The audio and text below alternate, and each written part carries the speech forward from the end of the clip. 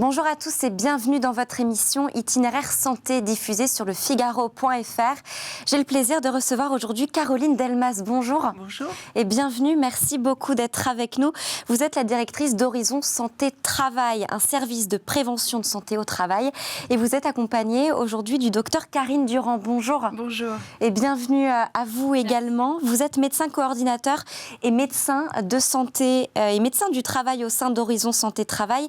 D'abord, Caroline Delmas, si vous le voulez bien, quel est le rôle d'un service de santé au travail? Car c'est peu et mal connu, en fait, ce n'est pas qu'une visite médicale. Effectivement.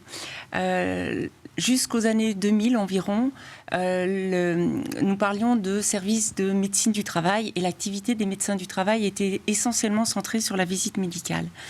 Au fur et à mesure, la réglementation a évolué pour donner la priorité à la prévention primaire et à une approche collective en entreprise.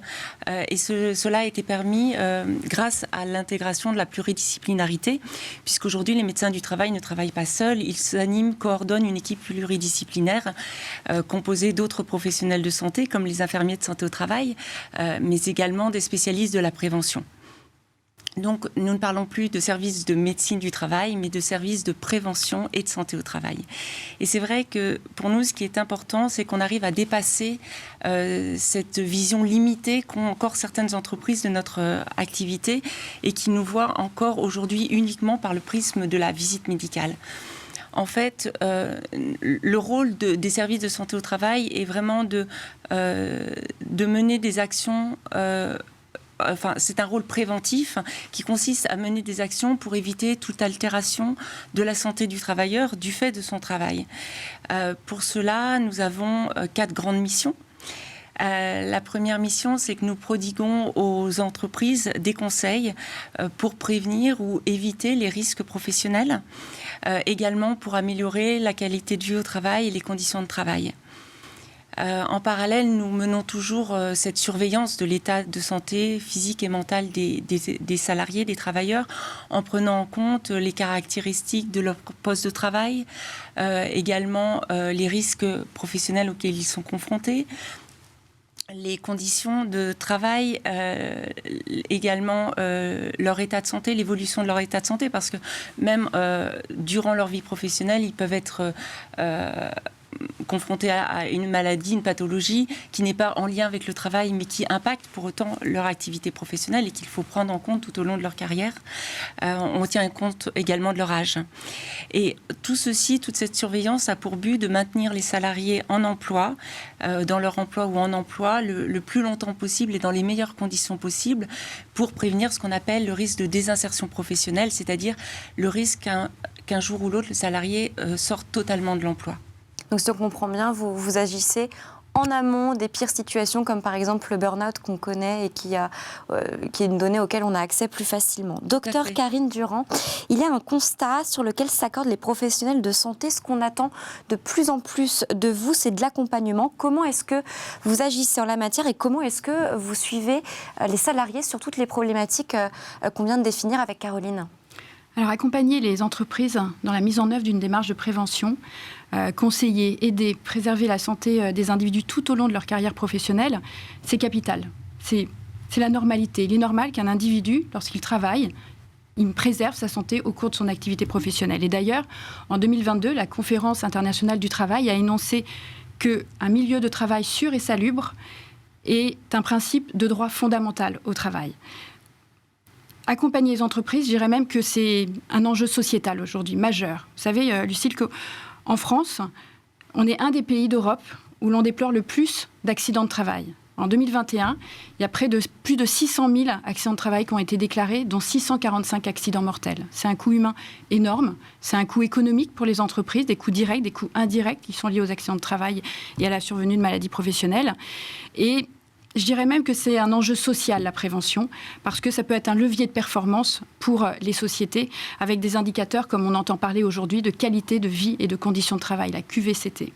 Alors, comment on accompagne les entreprises pour relever ce défi de la prévention ? Eh bien, comme le disait Madame Delmas, on a toute une équipe de spécialistes, d'acteurs de prévention, qui sont des des experts de la prévention avec des ergonomes, des ingénieurs et techniciens sécurité et environnement, hygiène, sécurité et environnement, des assistantes de prévention qui vont identifier les risques, les analyser, les évaluer et puis aider les entreprises à élaborer un document unique des risques professionnels. Et ce document unique, qui est vraiment un outil important, ça va permettre de préserver la santé des travailleurs et de aider les entreprises pour cette prévention.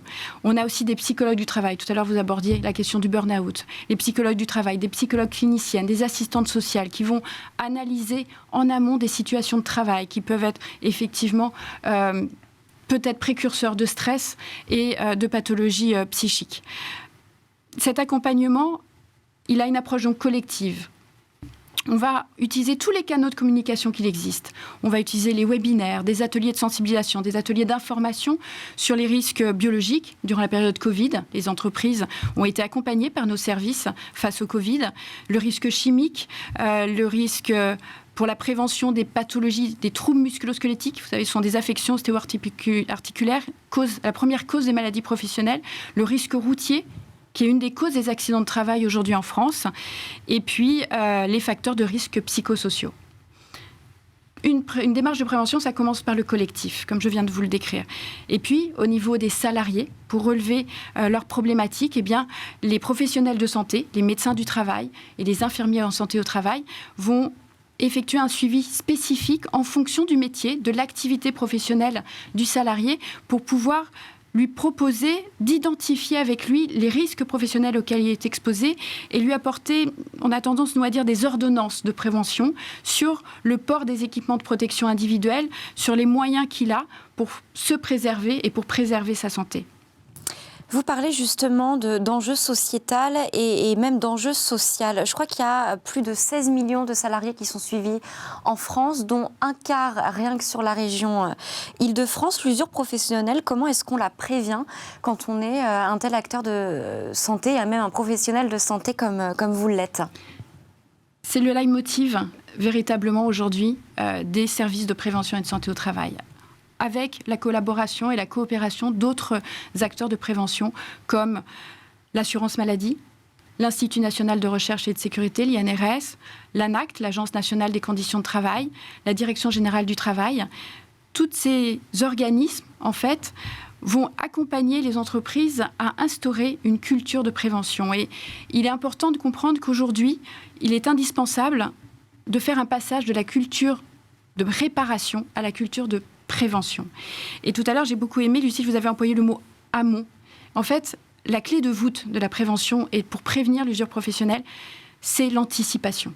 C'est vraiment le mot-clé qui est important de retenir parce que en anticipant les situations de travail, si on prend par exemple tout à l'heure les affections ostéo-articulaires, les troubles musculo-squelettiques, eh bien si on réfléchit à une ergonomie de conception, c'est-à-dire une ergonomie en anticipant le poste de travail, en réfléchissant à comment on peut aménager ce poste pour optimiser les conditions de travail, eh bien, on va limiter l'usure professionnelle.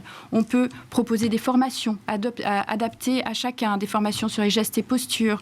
On peut analyser les situations de travail au niveau de la prévention des affections psychiques, qui est une des causes principales aujourd'hui des arrêts maladie, voire des accidents de travail reconnus. Eh bien, les psychologues du travail vont accompagner l'entreprise à analyser toutes les caractéristiques de l'entreprise, avec sa dimension organisationnelle, avec sa dimension économique, humaine, pour pouvoir dépister le plus tôt possible les facteurs de risque psychosociaux et limiter eh bien, les états de stress, d'anxiété, syndrome anxio-dépressif, voire l'épuisement professionnel dont vous parliez tout à l'heure. Finalement, nous devons véritablement accompagner l'évolution du monde du travail et de la société. Et c'est vrai qu'aujourd'hui, le monde du travail et la société sont confrontés à des enjeux permanents, sans cesse nouveaux, comme par exemple le vieillissement de la population active, et qui va de pair en fait avec l'évolution de la carrière professionnelle. On en a beaucoup parlé au moment de la réforme des retraites. Également la féminisation de la population, parce que la population active est de plus en plus féminine, et pour autant les risques auxquels sont confrontées les femmes ne sont pas nécessairement les mêmes que ceux auxquels sont confrontés les hommes, et ça il faut qu'on en tienne compte. Également l'évolution des modes de travail, par exemple le travail travail à distance, par exemple également dans l'industrie, l'introduction des cobots, donc ces robots collaboratifs qui associent le travail de l'homme et de la machine. Et puis, un enjeu à venir qui va être important, c'est la montée en puissance de l'intelligence artificielle. Parce que toutes ces évolutions amènent à l'émergence de nouveaux risques qu'il faut accompagner et qu'il va falloir effectivement prévenir. Et ça amène également à l'aggravation de certains risques, tels que par exemple les risques psychosociaux, qui ont aujourd'hui pris beaucoup d'ampleur dans notre société. Alors justement, tout ça, ça demande de la coordination entre tous les organismes dont vous parliez, docteur Durand, tout à l'heure. Caroline Delmas, comment est-ce que vous vous coordonnez justement, d'une part avec les autres professionnels de santé et d'une autre part avec tous les autres services, et on sait qu'il y en a beaucoup. Tout à fait. Tout d'abord, ce qu'il faut comprendre, c'est qu'un individu... si vous le regardez du côté du médecin de ville, c'est un patient. Du côté du médecin de la sécurité sociale, c'est un assuré. Du côté du médecin du travail, c'est un travailleur, un salarié. Alors qu'en réalité, on parle de la même personne et qui a besoin d'être pris en charge vraiment dans sa globalité. Donc il est vraiment important qu'aujourd'hui, tous ces professionnels de santé travaillent en réseau et non plus en silo, comme ça l'a été pendant longtemps. Par exemple, avec l'accord du salarié, aujourd'hui, un médecin du travail peut prendre contact avec le médecin traitant ou le spécialiste et ensemble, ils vont pouvoir aider le salarié dans sa reprise du travail. Ce qui est intéressant finalement, c'est le regard croisé entre le médecin traitant qui connaît la pathologie du salarié, son suivi de soins, et puis le médecin du travail qui lui connaît le poste de travail, les conditions de travail. De même, il est très important il est indispensable aujourd'hui que les médecins du travail s'associent avec les médecins conseils de la sécurité sociale, avec les cellules de maintien en emploi de l'assurance maladie pour prévenir la désinsertion professionnelle. Ils vont pouvoir ensemble actionner des dispositifs tels que l'essai encadré, qui est un dispositif qui va permettre au salarié pendant son arrêt de travail de vérifier la compatibilité entre son état de santé et le poste de travail, que celui-ci soit le poste qu'il occupait avant l'arrêt, avec éventuellement des aménagements, que ce soit un autre poste dans l'entreprise, voire même un poste dans une autre entreprise. Donc c'est toute cette collaboration qui va permettre de prévenir la désinsertion professionnelle. Et finalement, plus tôt on arrivera à détecter ces situations à risque de désinsertion et mieux on sera dans cette culture de prévention primaire dont parlait le docteur Durand tout à l'heure. Donc voilà, cette collaboration est véritablement indispensable.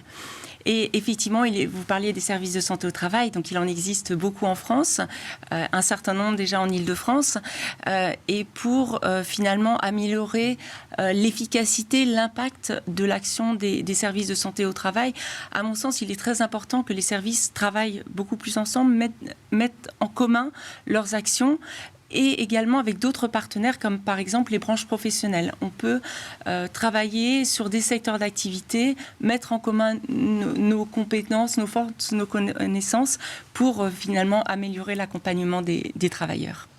Merci beaucoup à toutes les deux de nous avoir apporté toutes ces précisions. Caroline Delmas, je rappelle que vous êtes la directrice d'Horizon Santé Travail, le service de prévention de santé au travail dont on parle depuis le début de cette émission. Merci également à vous, Karine Durand. Je rappelle que vous êtes médecin coordinateur et médecin du travail au sein donc d'Horizon Santé Travail. Merci infiniment. Et quant à nous, on se dit à très bientôt pour une nouvelle émission Itinéraire Santé, toujours diffusée sur lefigaro.fr.